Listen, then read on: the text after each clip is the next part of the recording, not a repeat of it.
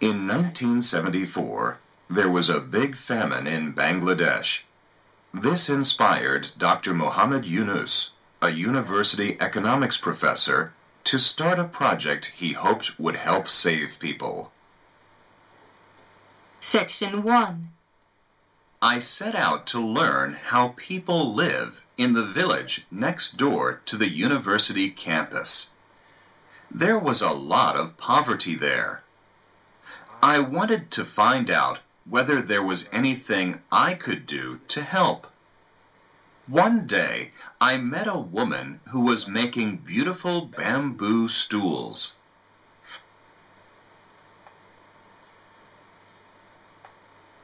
I found out that she was making money equal to 2 US pennies every day by making stools. I couldn't accept that. Why should anyone make so little for such a beautiful skill? She didn't have the money to buy the bamboo that goes into the bamboo stool. So she had to borrow from a trader.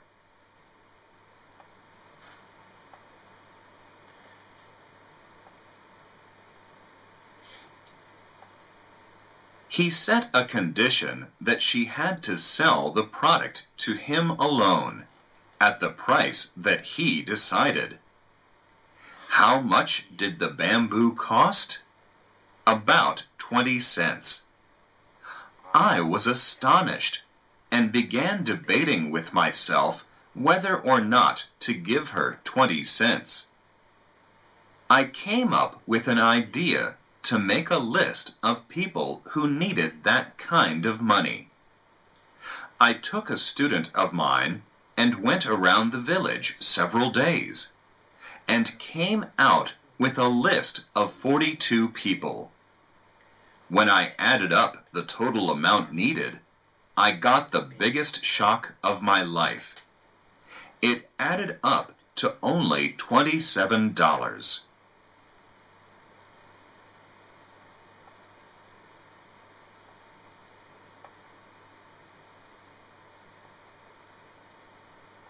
Section 2. I felt terrible about being part of a society that couldn't provide $27 to 42 hard-working, skilled people. To escape that feeling, I took the money out of my pocket and handed it to my assistant, saying, "You give this money to those 42 people that we met, and tell them that this is a loan, that they can pay me back whenever they are able to. Therefore, they can sell their product at whatever price they want."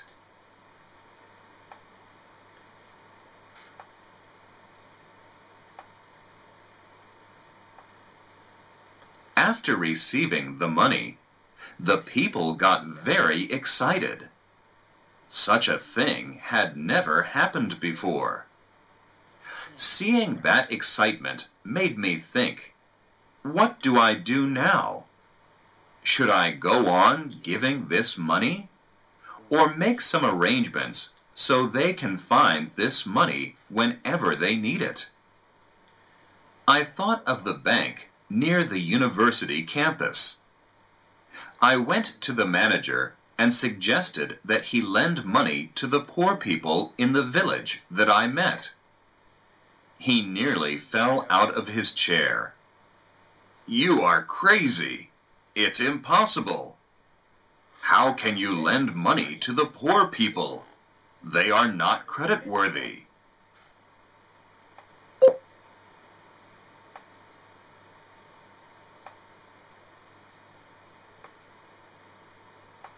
Section 3. Finally, I offered myself as a guarantor. The bank gives me the money, and I take the money and give it to the people I want to give to. The bankers warned me repeatedly that the poor people who received the money would never pay me back. I said, "I'll take a chance."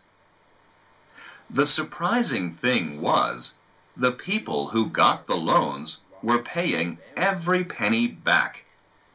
Every penny of the money was returned. I got very excited and went to the bank manager and said, "Look, they pay the money back."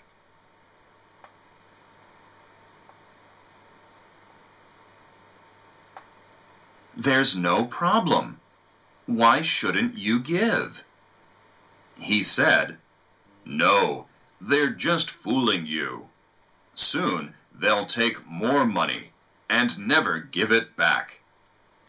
The bank manager and his colleagues were trained to believe that poor people were not creditworthy. Luckily, I was not trained that way. I could believe what I was seeing.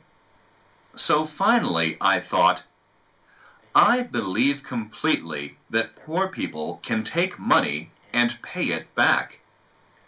Why don't I set up a separate bank? I wrote down a plan and went to the government to get the permission to set up a bank.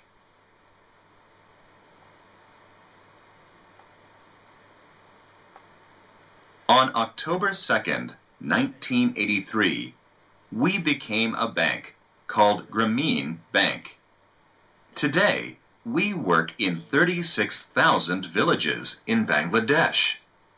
We make loans to 2.1 million borrowers.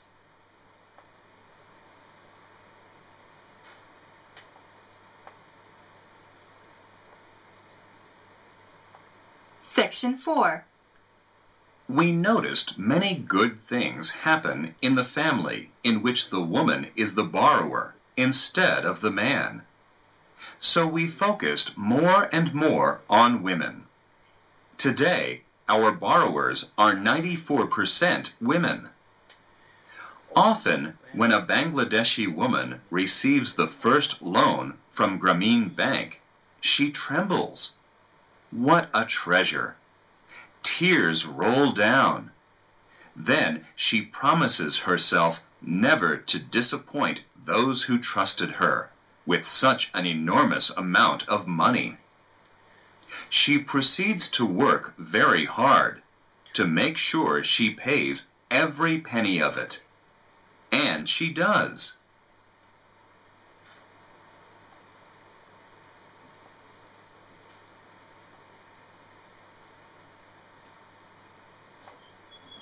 By the time she finishes her loan, she's a completely different person.